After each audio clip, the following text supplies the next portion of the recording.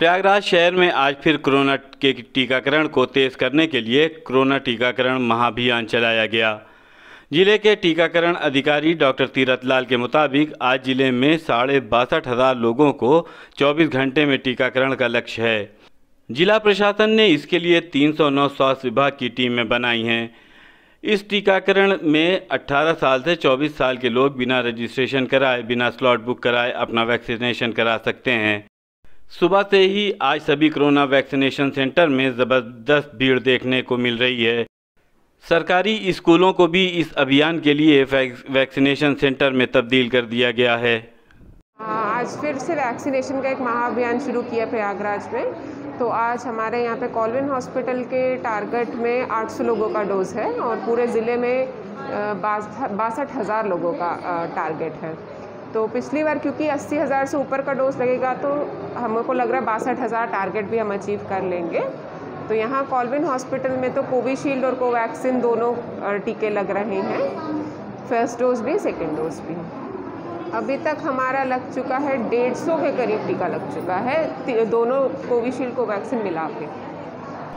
प्रयागराज शहर में कोरोना की दूसरी लहर के चलते बंद किए गए 9वीं से 12वीं तक के स्कूल और कॉलेज आज पुनः खोल दिए गए। प्रयागराज शहर के कल्याणी देवी इलाके में स्थित गोपीनाथ गिरजा नंदिनी आदर्श कन्या इंटर कॉलेज में भी इसका अनुपालन करते हुए विद्यालय खोल दिया गया।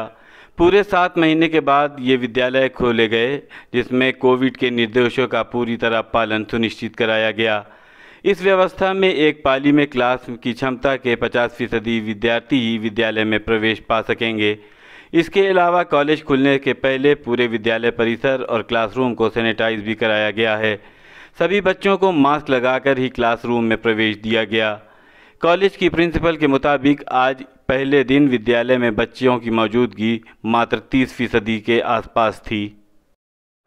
हमने विद्यालय में लिपाई पुताई सब कराया है, वाइट वॉश कराया है और सारे बाथरूम भी हमने सैनिटाइज़ कराया है। विद्यालय में हमने सैनिटाइज़र मंगा के रखे, हैंड वॉश और कुछ मास्क भी मंगा के रखा है। बच्चे जैसे लगा के आना भूल जाते हैं तो उनके लिए मास्क भी मंगाए हैं और बच्चों को भी हमने उनको कहा गया है, बच्चों को भी कहा गया है कि वो भी मास्क घर से लगा के आएँ।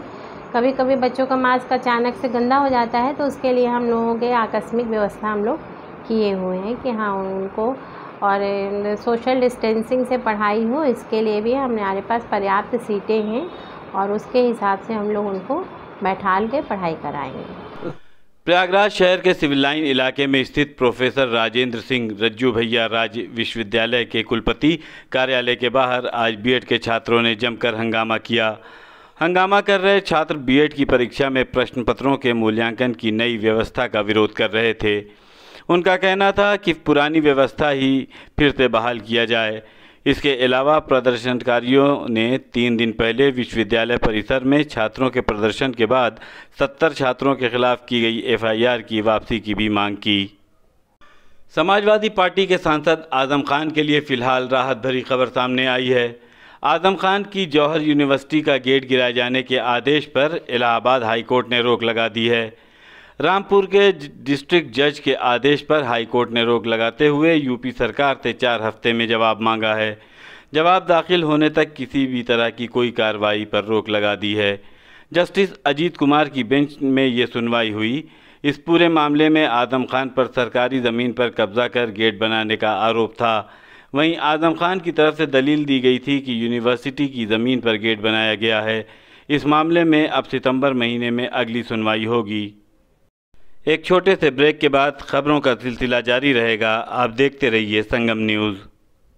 मैं फकीर कातिब बेनवा, मैं गुलाम आले रसूल का।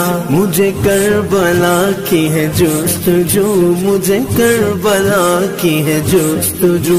मैं असीर इश्क हुसैन हूँ, मैं हुसैन हूँ, मैं हुसैन हूँ, मैं हुसैन हूँ, मैं हुसैन हूँ, मैं हुसैन हूँ। ब्रेक के बाद आपका स्वागत है। चलते हैं अगली खबर की ओर।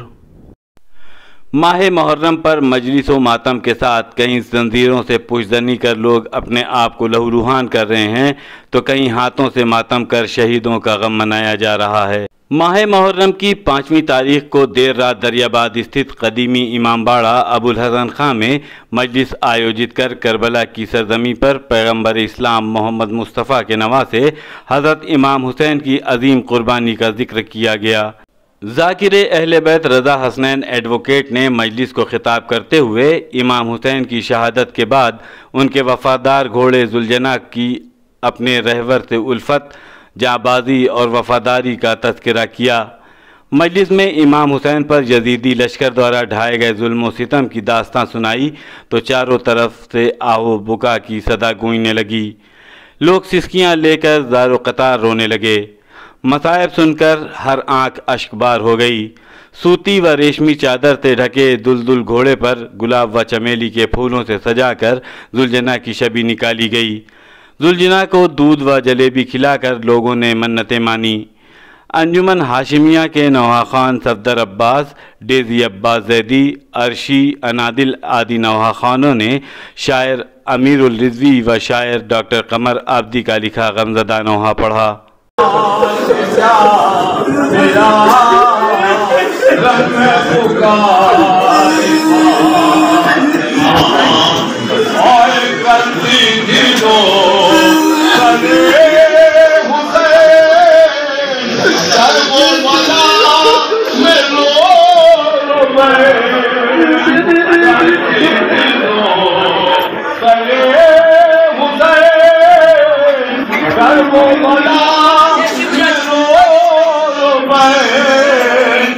उत्तर प्रदेश के कौशाम्बी जिले में भाजपा विधायक संजय कुमार गुप्ता की तिरंगा यात्रा के लिए बांटे जा रहे पेट्रोल को लेकर भाजपा कार्यकर्ता आपस में ही भिड़ गए। हालात ऐसे हो गए कि पुलिस तक को बुलाना पड़ गया और फिर वहां पुलिस ने लाठी भांजी। पेट्रोल पाने के लिए भाजपा कार्यकर्ता एक दूसरे पर कूदते नजर आए।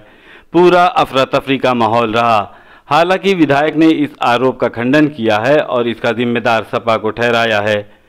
कौशाम्बी के चायल विधायक संजय गुप्ता ने स्वतंत्रता दिवस के अवसर पर तिरंगा रैली निकालने का ऐलान किया था। कौशाम्बी के भरवारी स्थित उनके किड्जी स्कूल परिसर में एक जुलूस निकाला जाना था। जुलूस निकालने कुछ देर बाद ही अफरा तफरी का माहौल हो गया। पास के पेट्रोल पंप पर सैकड़ों समर्थक जुट गए। वहां जुटे लोगों के बीच बाइक और कार में पेट्रोल भरवाने के लिए खींचातानी शुरू हो गई। जब मामला हाथ से निकलने लगा तो फिर बोतलों में भरकर पेट्रोल देने की व्यवस्था की गई। इसके बाद तो पेट्रोल लेकर कार्यकर्ता इधर उधर भागने लगे। अभी खबरों में बस इतना ही। आप देखते रहिए संगम न्यूज़।